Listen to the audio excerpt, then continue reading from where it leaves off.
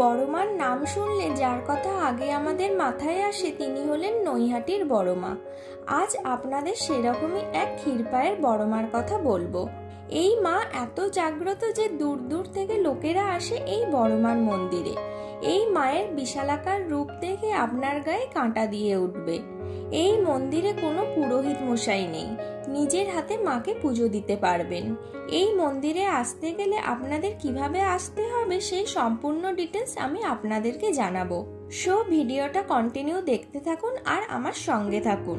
বিকেলবেলা বাড়ির সবাই মিলে বেরিয়ে পড়েছি ক্ষীরপায়ের বড় মার দর্শনে। আর আমার বাড়ি থেকে মায়ের বাড়ির দূরত্ব 17 কিলোমিটার। টোটো করে ওই 45 মিনিটের মতো সময় লাগে।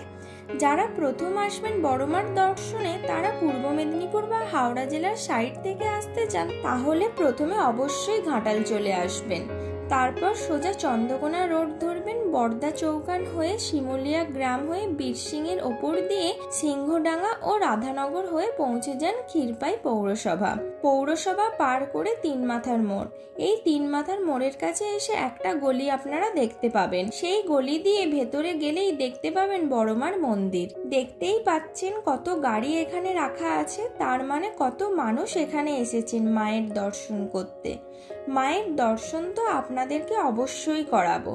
তার আগে আপনাদেরকে দেখিয়ে দিই এই মন্দির থেকে কিছুটা এগিয়েই পড়বে একটা নদী। নিজেকে কিছুক্ষণের জন্য বিলিয়ে দিতে পারেন এই সুন্দর গ্রাম্য নদীর কলরবের সাথে মিষ্টি বাতাসের স্নিগ্ধতায়। এখানে দেখতেই পাবেন মা শ্মশানকালীর সঙ্গে একটা হনুমানজির মন্দির। এরকম দুপাশে দোকান আছে। আপনারা যদি এখানে পুজো দিতে চান তাহলে এখান থেকে আপনারা এরকম ডালি কিনে নিতে পারেন 60 টাকা থেকে 80 টাকার মধ্যে। ছোট বড় নানান রকম সাইজের আপনারা ডালি পেয়ে যাবেন। কিন্তু এখানে পুজো দিতে চাইলে নিজেদেরকেই পুজো দিতে হবে। এখানে কোনো ব্রাহ্মণ নেই, শুধু প্রতি অমাবস্যায় এই মায়ের ব্রাহ্মণ দিয়ে যজ্ঞ করে পুজো হয়। আর এই মন্দিরে প্রবেশের আগে মন্দির চত্বরে লাগোয়া যে কল আছে সেই কলেই হাত পা ধুয়ে প্রবেশ করতে হবে। 20 বছর আগে স্বপ্নাদেশ পেয়ে মায়ের এই প্রতিমা এবং মন্দির প্রতিষ্ঠা করেছিলেন স্থানীয় বাসিন্দা শুদ্ধদেব রায়। আগে এই জায়গাটি ছিল শ্মশান আর চারিদিকটা ছিল দিগন্তময় মাঠ।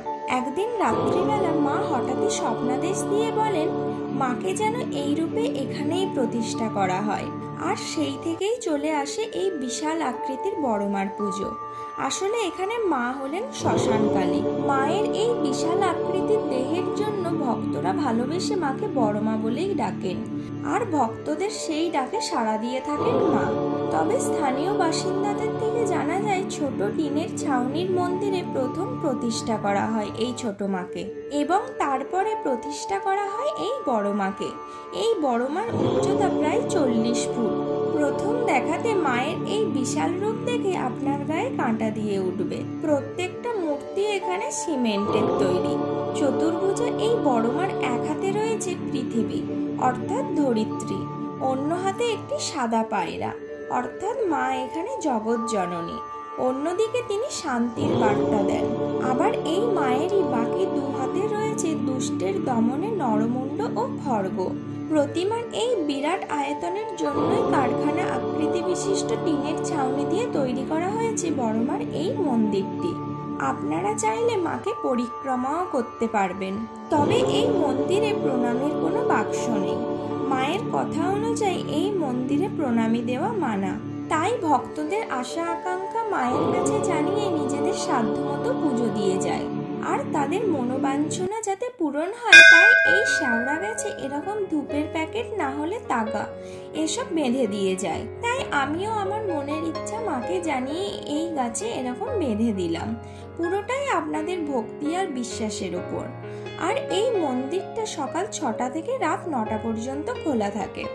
যদি ভক্তদের সমাবেশ হয় মানে বিশেষ বিশেষ সময়ে যেরকম প্রতি অমাবস্যায় আর কালী পুজোর সময় ভক্তদের সমাবেশ বেশি হলে তখন মন্দির রাত 10টা পর্যন্ত খোলা থাকে। সো আজকের ভিডিওটা এই পর্যন্তই। দেখা হচ্ছে নেক্সট ভিডিওতে। ততদিন আপনারা ভালো থাকবেন, সুস্থ থাকবেন। টাটা।